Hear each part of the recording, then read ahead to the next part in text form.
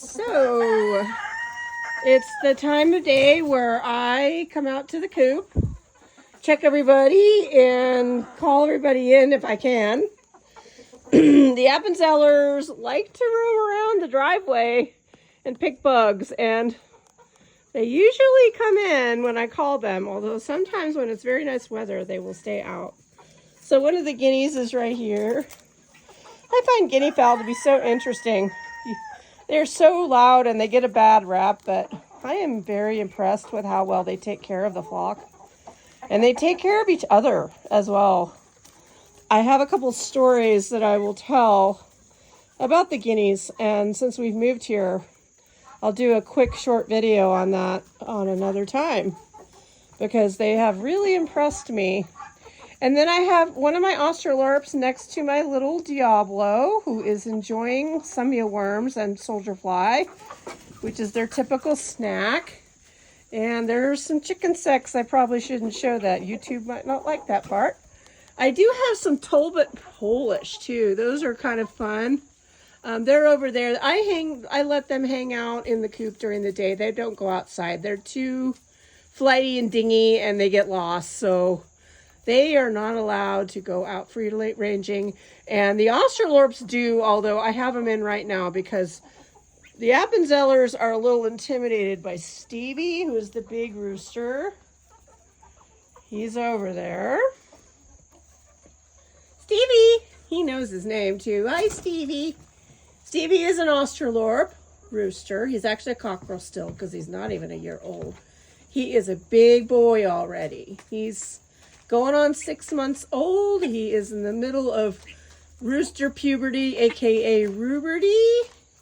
And sometimes he's a real gentleman, and then other times when he gets riled up, he's awful. But he's having more good days than bad. I think we're transitioning to being a nice boy. And he is a good alerter. He likes to stay around the coop. He's very much into his girls. And uh-oh, we're having some rooster activity there.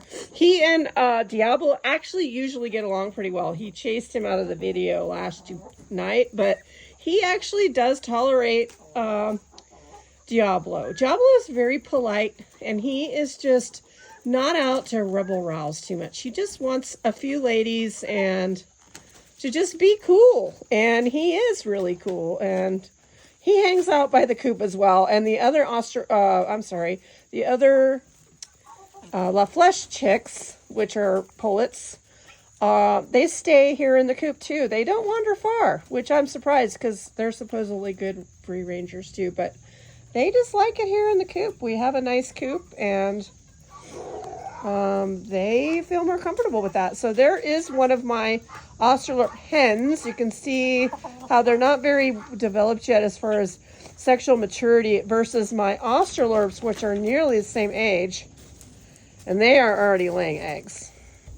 So there's one of my hens.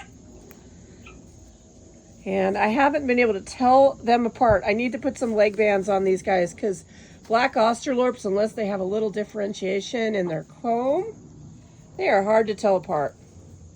Black chickens. And I have a little bit of the same trouble with the La Flèche too because they are all very similar. So I do plan on putting some leg bands. I think they might annoy them, but I do think it's good for tracking what bird is what. So we've put a few on there. Anyway, I've been using this Rent-A-Coop watering system. I'm not sure if I 100% like it. The birds don't seem to like the press nipple kind of thing. They seem to prefer the cups. I tried it without the cups and they just weren't drinking it. So I put the cups on and now they are drinking it just fine. I think I might use a 5-gallon bucket though. A lot of people rave about this waterer, and so I'd give it a try. It's okay, but I don't think it's much different than a bucket waterer if I wanted to use that. So a couple weeks ago, we put this window in the coop. It needs ventilation. This is an old time, probably 100-year-old shipping container. It's got really thick shiplap. It's really a cool structure that I'm using as my coop. And the only drawback, it did not have a lot of ventilation. So I put this window in and I jacked it up pretty bad. It does have a little bit of termite damage, which I am going to fix and paint. I think I'm actually just going to do a stain on this coop. Just some natural kind of stain or something non-toxic, of course, but I just want to keep it kind of natural looking. I've actually been testing out some paint colors on the structures. This has actually really only been here about 6 weeks to 2 months now. We just finished it. So we moved in the property in the spring. There are some of my Easter eggers and one of my mixed breed hens. They love sitting on that run over there. That is their place. And then the rest of my Australorp hens are in here just for right now while the Appenzellers decide to come back to the coop. I try to keep Stevie separate because he does intimidate some of the younger birds.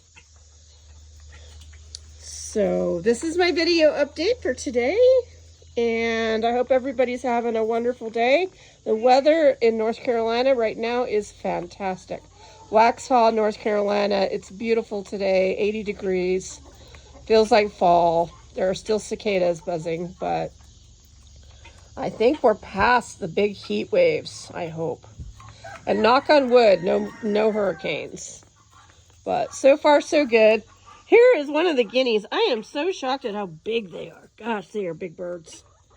And they grew really fast, but they're cool birds. They're just not very tame, but they don't mind me because I feed them mealworms and stuff. But they don't like being handled, and they don't really like me getting too close. But they are doing a great job.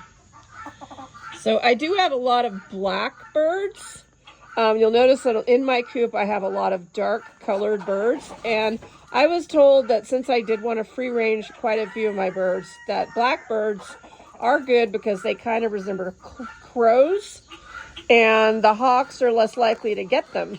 But then I went and got Appenzellers, which are white Dalmatian colored birds. And so that kind of went out the window. But with their temperament and the guineas, we really have been doing well. We did have one hawk scare and everybody got away and everything was fine. That is going to happen from time to time out here in the country. So, and we have a lot of trees, so there could be a predator, but they are aware. And so they sound the alarm, which one of them's doing right now, which they do pretty much for any little thing. You'll hear that in the background in my videos, I'm sure, as we progress.